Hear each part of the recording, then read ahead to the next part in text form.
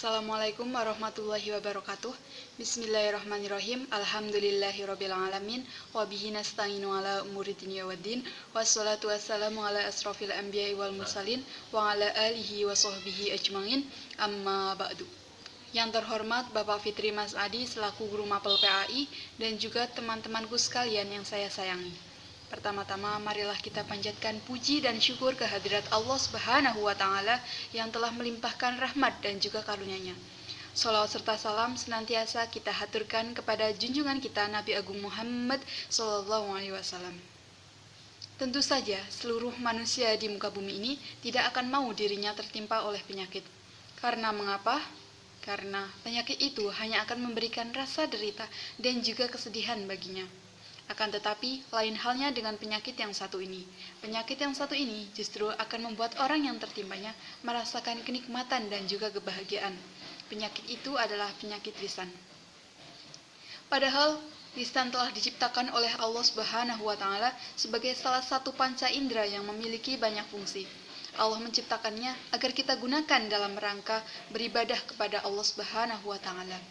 Allah Subhanahu wa taala berfirman, Alam naj'al lahu ainain wa lisanan wa safatain. Bukankah telah kami jadikan baginya dua buah mata, lisan, dan juga dua buah bibir? Akan tetapi, yang sangat menyedihkan, kebanyakan daripada manusia itu menggunakannya dalam rangka bermaksiat kepada Allah Subhanahu wa taala, baik itu seperti berdusta, menggunjing, memfitnah orang lain, dan lain sebagainya. Padahal Rasulullah SAW telah memerintahkan kepada kita umat yang beriman kepada Allah Subhanahu wa taala agar selalu berucap dengan ucapan yang baik. Rasulullah SAW bersabda, "Man kana yu'minu billahi wal yaumil akhir falyaqul khairan aw liyasmut." Barang siapa yang beriman kepada Allah dan juga hari akhir, hendaklah ia berucap dengan ucapan yang baik. Mengenai penyakit lisan ini, banyak sekali hadis dari Rasulullah SAW yang menjelaskan tentang ancaman yang akan didapatkan seseorang yang selalu menggunakan lisannya dalam rangka bermaksiat kepada Allah Subhanahu wa taala, baik itu ketika di dunia, di kuburan, ataupun di akhirat kelak. Seperti contohnya ketika di dunia, bagi seseorang yang senantiasa mencari aib saudaranya, maka Allah Subhanahu wa taala akan membongkar aibnya. Seperti yang dikatakan oleh Rasulullah SAW, wahai sebagian orang yang beriman dengan lisannya, namun belum sampai ke dalam hatinya, janganlah kalian mencari aib orang lain. Apabila kalian mencari aib orang lain, maka Allah Subhanahu wa taala akan mencari aibmu sendiri.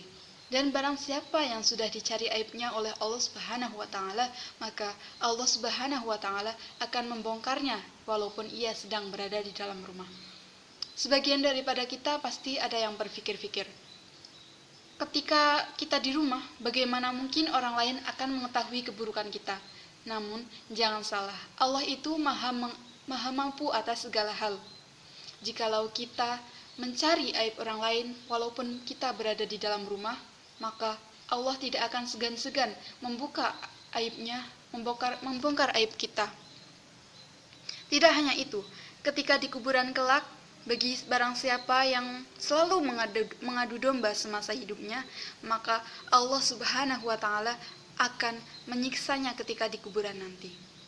Seperti Rasulullah pernah berkata, ketika ia sedang berjalan melewati dua buah kuburan, ia berkata, sesungguhnya dua orang yang berada di dalam kuburan itu tidak disiksa karena dosa yang sangat besar, melainkan salah satunya disiksa karena ia tidak bersuci setelah buang air, dan salah satunya lagi dia selalu mengadu domba semasa hidupnya.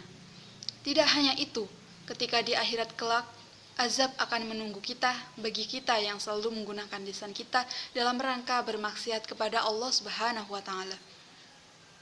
Maka dari itu, setelah kita mengetahui ancaman yang akan didapatkan oleh seseorang yang mempunyai penyakit lisan, maka hendaklah kita menggunakan lisan kita sebaik mungkin. Jangan pernah menyakiti hati orang lain. Gunakan lisan kita dalam rangka beribadah kepada Allah Subhanahu wa taala, baik itu seperti mengaji, bersolawat, dan lain sebagainya. Ketika kita sudah bisa menggunakan lisan kita dalam rangka kebaikan, maka itu adalah salah satu ciri orang mukmin yang hakiki. Dan barang siapa yang sudah mampu menggunakan lisannya dalam rangka beribadah, maka Allah akan menjaminkan surga bagi kita. Demikian dari saya, kurang lebihnya mohon maaf. Wabillahi taufik wal hidayah. Wassalamualaikum warahmatullahi wabarakatuh.